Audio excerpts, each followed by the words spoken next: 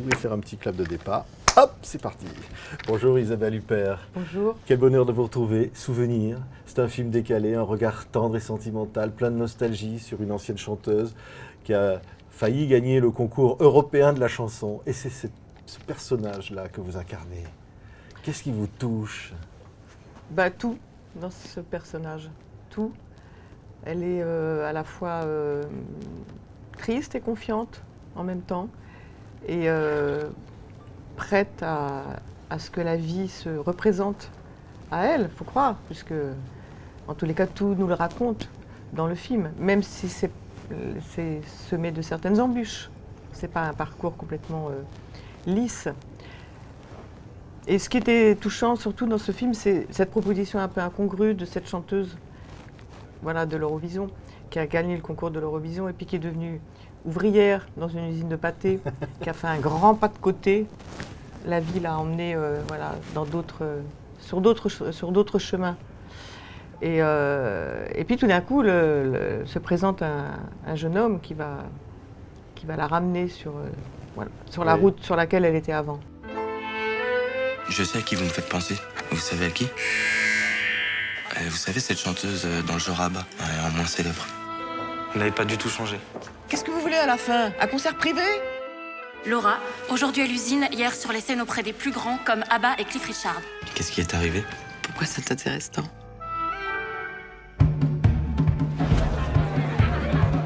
Ce qui m'a surtout touchée dans le film, c'était ce que j'ai pressenti de ce que Babo de Fur, le metteur en scène, voulait en faire. Voilà.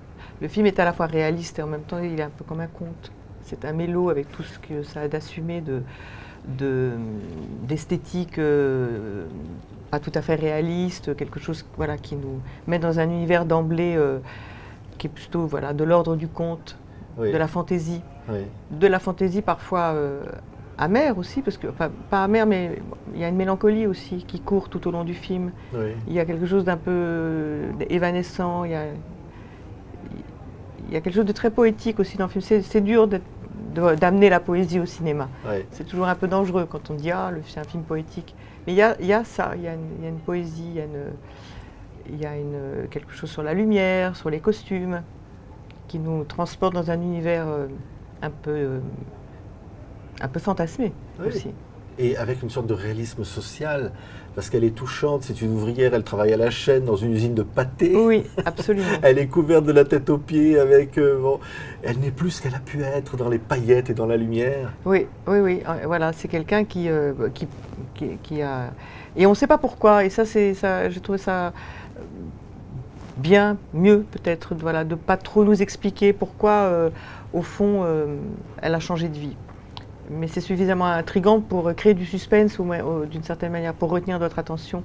Et puis les gens qui changent de vie comme ça, c'est toujours, ça pose toujours des questions et ça pose pas forcément les mauvaises questions. C'est toujours intéressant aussi, les gens qui décident, parfois contraints et forcés aussi. Hein. C'est pas forcément sa décision, mais ça on ne le saura jamais. Ce qui était la part de ce qu'elle a décidé face dans cette vie et de ce à quoi elle a été forcée de renoncer. Et je trouve que c'est bien de laisser une sorte d'ambiguïté sur les raisons qui l'ont poussée à devenir ce qu'elle est au moment où on la découvre dans le film. Je vais m'occuper de toi. Tu vas redevenir une vedette. Combien elle demande? 500 €. Ça marche. Il va falloir que tu te fasses faire un costume, que tu ailles chez le coiffeur. Un comeback. Ça va te coûter un bras et ton nouveau manager va pouvoir assumer tout ça. Il sait pas que je suis ici. Je peux te donner un coup de main si tu veux. Et sans contrepartie?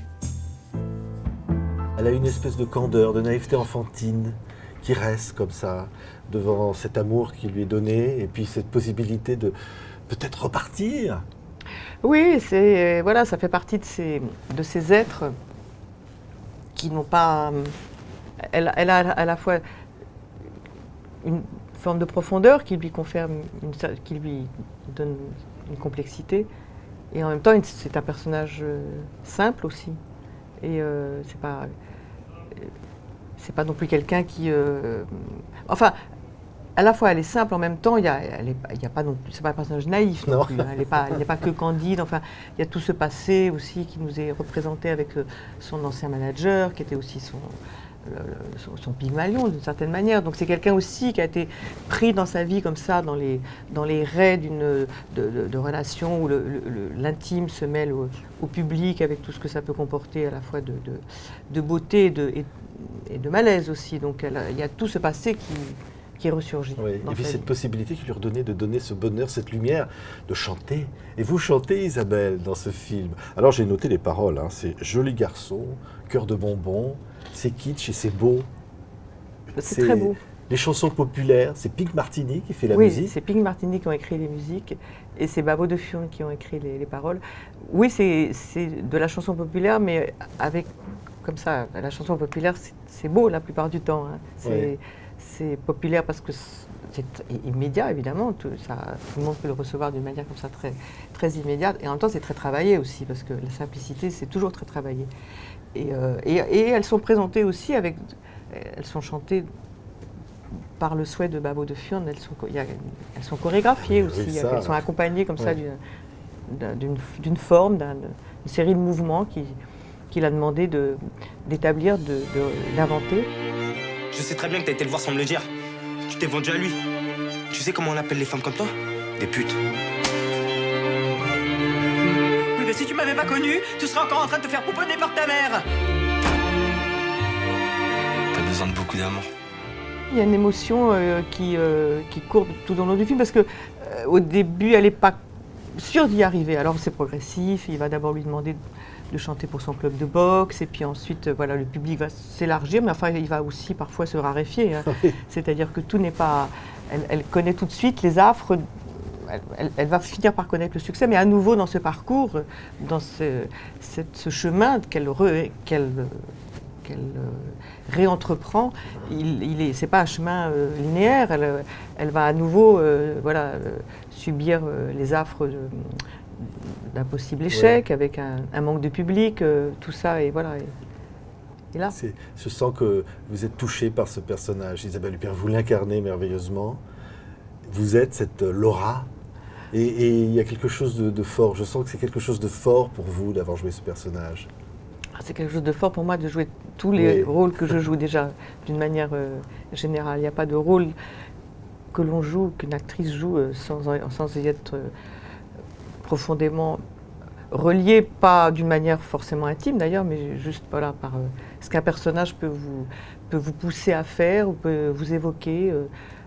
C'est toujours, on explore toujours un territoire qui n'est pas forcément le vôtre, mais qu'on a toujours un plaisir infini à explorer. Oui, et donner de la poésie, c'est aussi donner du bonheur au public. Vous aimez ça, donner du bonheur? Oui, enfin ça, je crois que c'est j'aime tourner avec des metteurs en scène qui vont être capables de le faire. Moi, c'est pas tout à fait ma responsabilité, mais en tous les cas, de croire en certains metteurs en scène qui sont capables de le faire. Là, c'est là où peut-être commence et s'arrête ma responsabilité. Oui. Et en l'occurrence, voilà, quelqu'un comme Bavo de Furnes, qui est un metteur en scène belge, flamand, et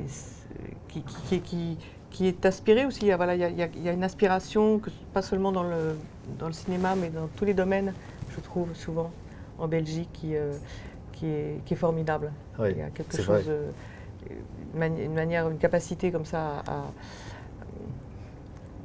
à être complètement réaliste, à donner une forme un peu attractive aux choses. Ce sont des personnages qui font aimer les gens, qui font aimer les autres. En tous les cas, qui font aimer les films, déjà. Oui, absolument. Oui, bien sûr, il y a cette idée-là de présenter des personnages et des sentiments assez aimables, voilà, plaisants. Merci beaucoup, Isabelle Huppert. C'est un grand bonheur de vous retrouver à chaque fois surpris. Vous nous amenez toujours ailleurs. Vous nous surprenez à chaque fois. Merci. C'est gentil de me le dire. Merci beaucoup. Merci à vous. Merci beaucoup, Isabelle, c'est sincère. Oui, non, mais je sens. Qu'est-ce que vous nous amenez à chaque fois?